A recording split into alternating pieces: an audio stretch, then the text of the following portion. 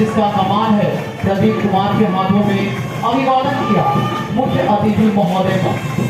सुसज्जित पोशाक में सटे हुए कदमों से आगे बढ़ते हुए प्लाटून नंबर 3 जिसका कमान संभाले हुए हैं प्रदीप कुमार।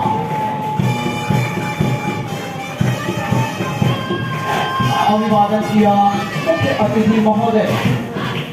नारी के सशक्तिकरण से ही राष्ट्र की उन्नति होती